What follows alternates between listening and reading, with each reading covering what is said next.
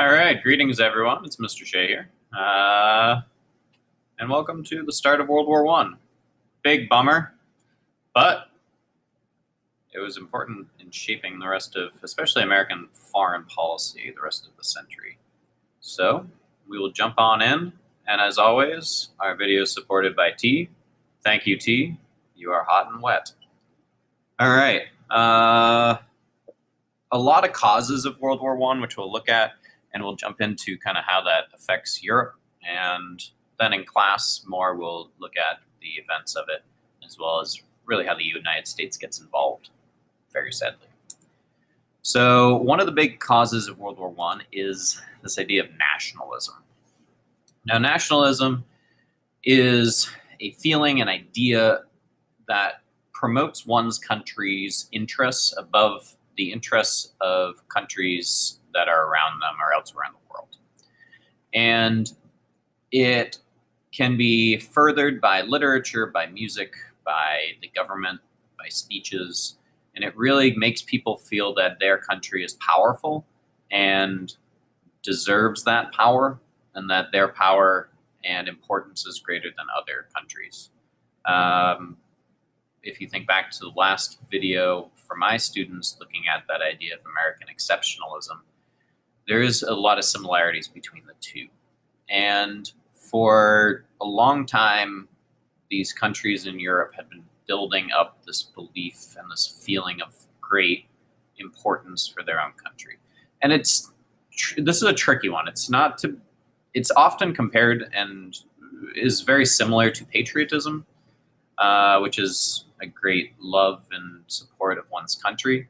But nationalism often can get taken to the extreme, where especially the political leaders of country can utilize it to get their citizens to support a variety of endeavors because of that belief of their own greatness. So you have these countries in Europe that are really hyping up this idea that their country is better than other countries that are right next to them. So you start having this tension in the populace and the citizens of Europe, that the Russians, top right in the screen, the Germans here in the center, even the Ukrainians on the left, that they're really increasing this pride and this feeling of greatness to an extent that starts conflict. And that conflict is only furthered by the fact that these countries are getting really powerful. And imperialism is what allows that power to grow. If you look at Europe, you have a decent amount of land here, which means they have a certain finite amount of resources. However, with nationalism or imperialism, which European countries have been pursuing for a few centuries, the wealth that they've been able to generate, the amount of raw materials that they've been able to get from other countries, is allowing them to grow both with their wealth as well as their development of their industries. So if you look, Germany here has some colonies that are in Africa. The French have colonies also in Africa, so you start seeing some conflict between whose land is whose. Same with the British all over the world. So this growth of power, you start to have conflict over both the contesting whose land is whose, as well as within the countries themselves, they're getting stronger. And with that strength, a lot of these countries are increasing their military power. The Germans are a bit behind in this. The British have long had an empire around the world, so the British Navy is unparalleled. It really to the point where not a lot of other countries feel it's even worth challenging them. However, the Germans, as they start to build up a lot of wealth in their industries, they start to really focus on their navy, as well as their armies. So the German state puts an incredible emphasis on the strength of their army and their navy, which ultimately is why they are capable of waging a war for so long and with varying degrees of success, because they put really a strong emphasis in this. And going back to that idea of nationalism, if your army is strong and you see it as stronger than other people, then it creates that national pride. However, the only way you know if your army is strong is if you actually use it.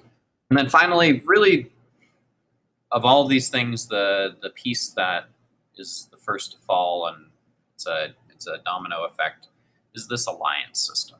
So not only are these countries getting stronger and really hyping up their own greatness, but they're getting into alliances with their neighbors. And people have had alliances for centuries, but with an alliance, if one neighbor feels attacked, then the other neighbors have to come, other allies have to come and defend them. So the European countries and nations are really intertwined with these. You have this triple alliance in the middle, the Germans, the Austro-Hungarians, and the Italians. The Triple Entente, which is United Kingdom, France, and Russia. But then you also have these Slavic countries down here, Serbia and Montenegro, that they have this the ethnic Slavs, which the Russians see as being part of their country. So when it comes to nationalism, it might not just be the borders of your state. There's German-speaking people in Austria. There's German-speaking people in Switzerland.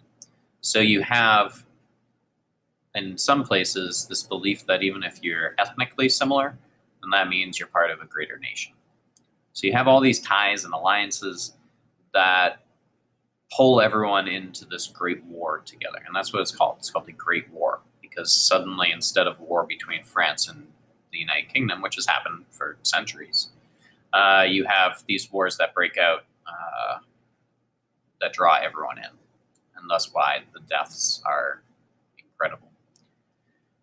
So what starts it all from here, though, is this one event. Archduke Franz Ferdinand is Austro-Hungarian crown prince, and he is in the city of Sarajevo with his wife Sofia. This is Archduke, and this is Sofia and their children. When it comes to Sarajevo, there was a lot of angst and sabotage and a lot of problems in Sarajevo of the ethnic Serbs really not appreciating rule by the Austro-Hungarian Empire. So a terrorist group is formed. It's called the Black Hand, and they come up with a plan of killing Archduke Franz Ferdinand. In my class, we'll get more into this of what happens in that event. But Archduke Franz Ferdinand is out driving around with his wife in the back of this car. So this is a photograph from the fateful day. And there was a whole lot of assassins out there planning. They throw a bomb. It misses because the fuse is too long. So you have an assassination attempt. Archduke Franz Ferdinand is not killed. He's not injured. However, he goes to visit the injured people from this assassination. His driver gets turned around and pulls into the wrong alley, where this young man called Gavril Princip is waiting with a gun. And this is Gavril right here, right after he shot and killed both Archduke Franz Ferdinand and his wife, Sofia. He shoots Archduke Franz Ferdinand in the chest and Sofia in the belly. She's pregnant at the time, and thus they both die. So you have this assassination, which creates a crisis for the diplomats, because suddenly the crown prince is dead. And Austro-Hungarian Empire declares war against Serbia. So going back to that map, the people in Sarajevo see themselves as ethnic Serbs. So Austria-Hungary declares war against Serbia, who is allied with Russia. Thus, Russia is brought into this war.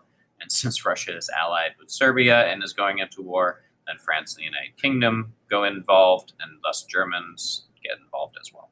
So this one assassination in Austria-Hungary wanting to get revenge on Serbia, as they see as, and Serbia did support these terrorists, suddenly creates this conflict between all these great countries who have, as we know, been planning for war for a very long time, and been talking about how great they are in war for also a very long time. So they've been ready for this. They've been ready to fight and die for their country, and that's what men do in the millions. So after the assassination, the Germans are really the first ones to act. It's called the Schlieffen Plan, and they invade France through Belgium. The fight of Belgium doesn't take very long because France had been kind of ready for Germany to attack, so they fortified this whole area because they didn't think they'd go through Belgium, and the Germans were like, oh, we'll just go through Belgium. Germany's army is very strong. They quickly defeat Belgium and go into France by the Marne River. However, that's really where the fighting stops. The advancement of the German army stops. The fighting continues for many years. And it establishes what's known as the Western Front. There's an Eastern Front, which we'll get into with Russia. But the fighting stalls here. And it creates what's kind of known as this no man's land, in between where the German army is and the French army is, and later their allies, is this stretch of land that really goes from the Atlantic all the way down to Switzerland area, right here. So in this Western Front, they develop a tactic called trench warfare, where really the armies are just sitting in trenches waiting to either advance on the other side or defend as the other side advances. And with all this new technology and industrialization and machine guns and tanks and planes, we'll look more in class of how the technology and the very existence of trench warfare results in massive death tolls. So we have all of these countries going into war, and the war itself is like nothing anyone's ever seen. So that's the start of World War I, and we will continue looking at it for the next couple weeks in my class, and for the next couple of videos for those of you that are simply watching for fun. So we'll see you next time, and make sure you drink some tea.